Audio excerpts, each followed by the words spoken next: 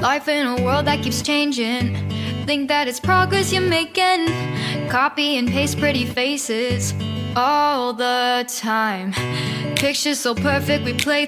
Hello wonderful people, welcome back again to Anointed Lady TV, the home of news and politics. And we drop news every day, and we also react to every videos that comes our way. If it is your first time in this channel, you are highly welcome. Thank you so much for stopping by.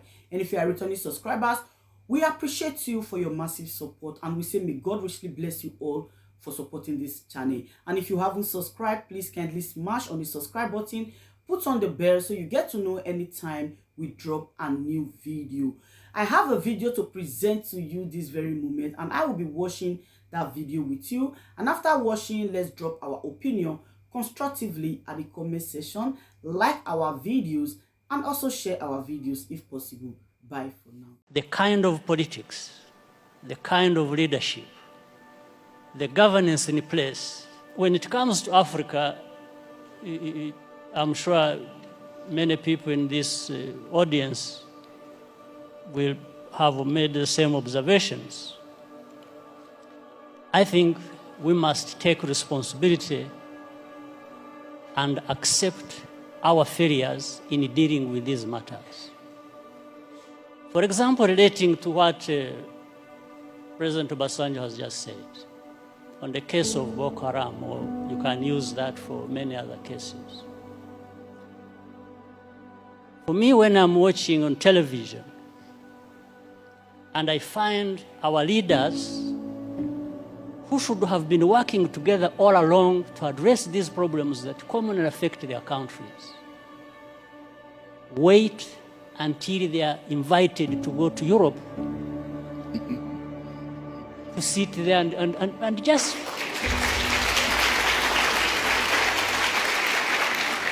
it's like they are made to sit down and address their problems. Why does anybody wait for that? What image does it even give about us, about Africa?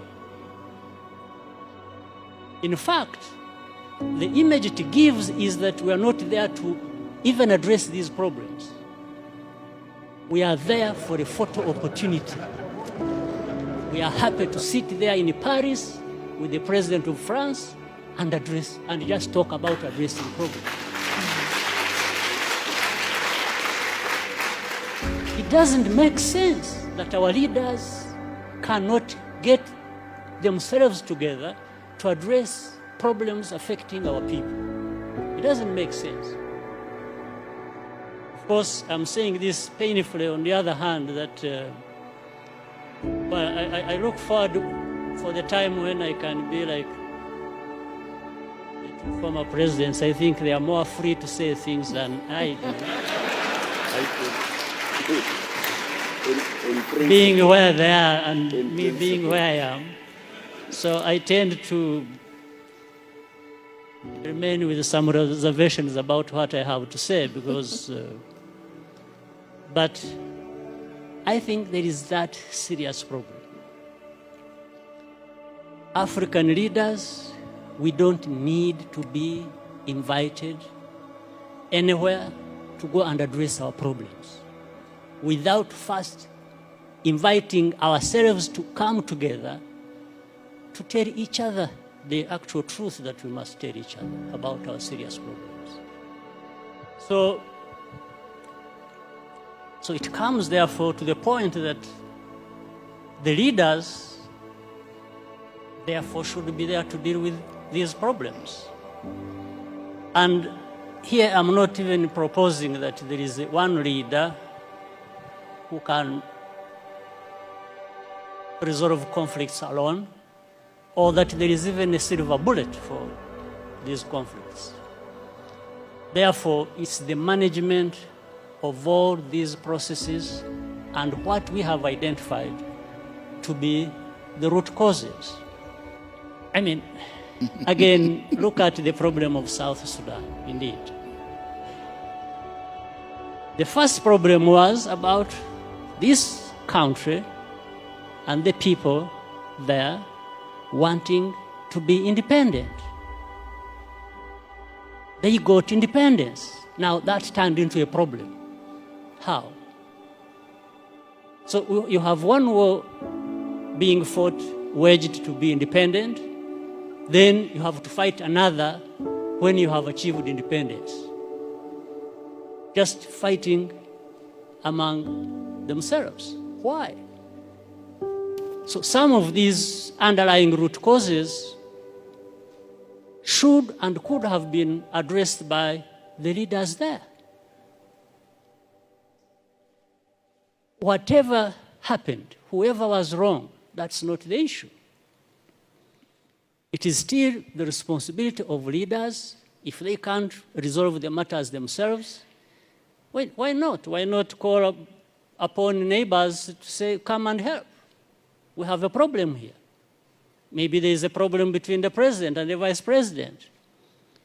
And if they can't resolve it, and each one thinks he's the one who is right and the other is wrong, and they are going to divide the army and the government and everybody else to go on either side and start fighting.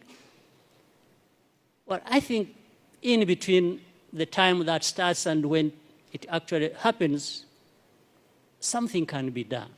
But it has to be leaders to work towards that and avoid the catastrophe that, like we are seeing or have seen, or that has already happened in South Sudan. But of course, the unfortunate part is that the most majority who suffer are the innocent people who have nothing to do with it. Women, children, and even many men are innocent in that situation. So this is, I'm not giving answers, probably I'm raising more questions than, or adding to others that have been raised. So for the time being. When will leaders lead? Our people are watching. If 1/3 of the world literally prospers and the other 2/3 of the world live under siege and face calamitous threats, leaders must not fail those who elect them to lead. Your Royal Highness, Excellencies, distinguished guests, ladies and gentlemen, the pandemic has taught us that national solutions to global problems do not work. We come to Glasgow with global ambition to save our people and to save our planet, but we now find 3 gaps. On mitigation, climate pledges or NDCs. Without more, we will leave the world on a pathway to 2.7 degrees, and with more, we are still likely to get to 2 degrees. These commitments made by some are based on technologies yet to be developed, and this is at best reckless and at worst dangerous. On finance, we are $20 billion short of the $100 billion, and this commitment, even then, might only be met in 2023. On adaptation finance remains only at 25%, not the 50-50 split that was promised nor needed given the warming that is already taking place on this earth. Climate finance to frontline small island developing states declined by 25% in 2019.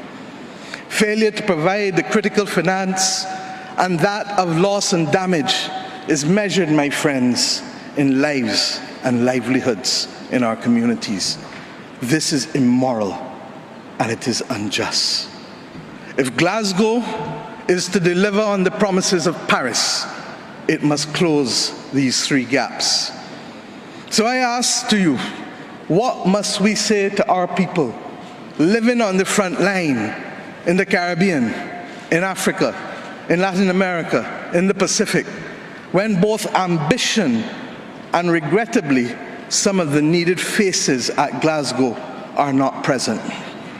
What excuse should we give for the failure? In the words of that Caribbean icon, Eddie Grant, will they mourn us on the front line?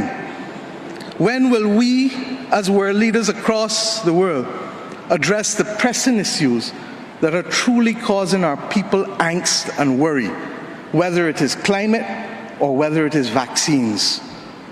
Simply put, when will leaders lead?